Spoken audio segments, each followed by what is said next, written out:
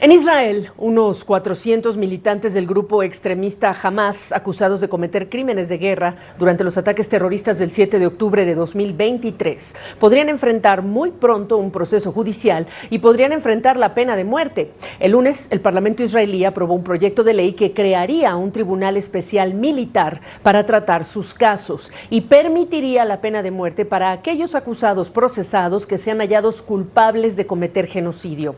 La legislación recibió amplio apoyo de la coalición del gobierno del primer ministro Benjamín Netanyahu, pero también de buena parte de la oposición.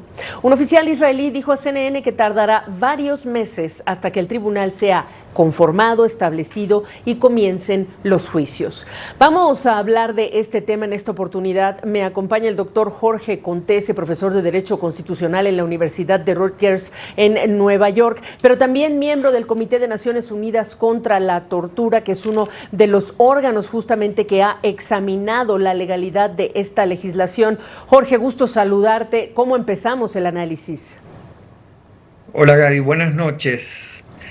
Mira, yo partiría con lo último que acabas tú de decir, ¿no? Que como miembro del Comité contra la Tortura de Naciones Unidas nos correspondió en noviembre de 2025 examinar al Estado de Israel. Israel compareció como un Estado que es parte de la Convención contra la Tortura y por lo tanto compareció para ser revisado en el cumplimiento de sus obligaciones bajo la Convención. Y uno de los temas que expresamente el comité manifestó preocupación fue lo que entonces era un proyecto de ley y que hoy es parte de la legislación, tanto la que se ha aprobado muy recientemente como la que se aprobó en marzo, que, como tú bien dices, establece la pena de muerte. El Comité contra la Tortura de Naciones Unidas es uno de los órganos de Naciones Unidas que ha hecho un examen, no es el único, y se ha manifestado, al igual que todos los expertos y todos los demás órganos de tratado, en una misma dirección, y es que esta legislación lo que hace es contravenir las obligaciones que tiene el Estado de Israel bajo el derecho internacional. Principalmente yo diría por tres razones, Gaby.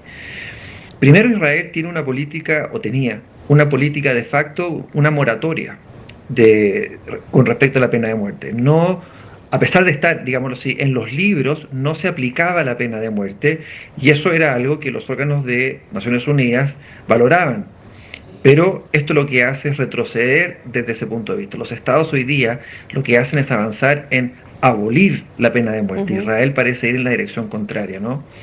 Y porque se establecen acá criterios que, como ha dicho el Comité de Discriminación Racial de la ONU, son, digamos así, materializan una segregación racial porque se trata de legislación que se aplica exclusivamente en contra de la población palestina. Y por lo tanto, no es solo el problema de la pena de muerte que se va hacia atrás, sino además que tiene un problema, digámoslo así, de discriminación racial porque se aplica exclusivamente a un grupo de la población.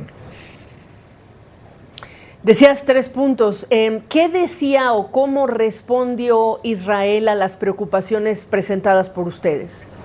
La verdad, déjame decir, tienes razón. Lo primero, los 3 puntos. Bajo el derecho internacional lo que se espera es que si un Estado tiene la pena de muerte, al menos sea reservada para los delitos más graves, bajo completa garantía de debido proceso y siempre con la posibilidad de conmutar o indultar esa pena. Y la verdad es que esta legislación que está avanzando, que ha avanzado, digamos, por el Parlamento israelí, no cumple con ninguno de los tres elementos, quizás con el primero, ¿no? Como tú decías, genocidio, pero la definición que tiene la ley es bien particular porque lo que dice es personas que nieguen la existencia del Estado de Israel. Y eso es lo que se dice, incluso dentro de Israel, que lo que hace esta legislación es de facto excluir a un grupo de la población, que son los judíos israelíes, ¿no? Porque no podrían negar, por así decirlo, la existencia del Estado de Israel. Y respecto de tu pregunta directa, la verdad es que, y esto es de público conocimiento, cualquier persona puede ir y ver los videos porque están disponibles, la delegación del Estado de Israel no abordó las preguntas y las preocupaciones que el Comité contra la Tortura le manifestó, ¿no? Más bien, lo que decían era una y otra vez que esto era necesario por razones de seguridad, hacían referencia desde luego al ataque de octubre de 2023, pero no abordando específicamente las preocupaciones que se le hicieron ver en esa ocasión. Ahora, entonces, ¿se abre la puerta para qué otro tipo de consecuencias en términos del riesgo que encara esta ley y el tipo de grupos? Hoy estamos hablando de Hamás, de eventos que fueron terribles, por supuesto, con estos atentados del 7 de octubre de 2023, pero ¿qué hay si pensamos en otros grupos como Hezbollah o quizá ni siquiera ese tipo de grupos? Finalmente parece haber un antes y un después marcado por estos atentados, pero incluso en términos políticos.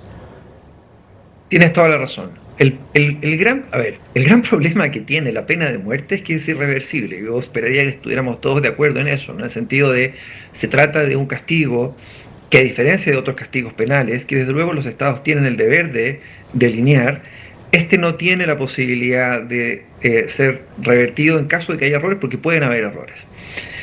Pero junto con eso, el punto que tú pones yo creo que es relevante, y es que la forma, uno lo que tiene que hacer es examinar la manera en que están definidas las conductas típicas, que se llaman los delitos, por los cuales se condena a una persona, en este caso, a muerte obligatoriamente, ¿no? Acá no hay la posibilidad de que como decía, se conmute, no, se establece que una persona cae bajo la hipótesis de incidencia de esta ley y es obligatorio, es mandatorio que esa persona dentro de un plazo de 90 días sea ejecutada por ahorcamiento. Por lo tanto, lo que hay es, desde luego, el trato cruel, que es una cuestión que está establecida en el derecho internacional, pero además, el punto que yo creo que tú pones que es relevante, la posibilidad de que esto abra una puerta a grupos o eventualmente personas, porque no dice que tiene que ser un grupo determinado, basta que sea una persona condenada por un delito y que se establezca, de nuevo, con serias limitaciones al derecho a la defensa, con serias restricciones al debido proceso, que esa persona pretendía negar la existencia del Estado de Israel, algo que es una cuestión extraña, pero basta acreditar, digamos, basta establecer eso con esta restricción de garantías procesales para que obligatoriamente esa persona deba ser ahorcada, no ejecutada por ahorcamiento. Y eso es lo que, desde el punto de vista de la comunidad internacional, genera extrema preocupación. Yo estoy segura que vamos a retomar el tema cuando se cumpla el plazo para crear y conformar este Tribunal Especial Militar y regresaremos a ello con tu apoyo. Te agradezco la oportunidad de esta conversación, Jorge, como siempre. Encantado, Gabriela. Un gusto saludarte. Igual.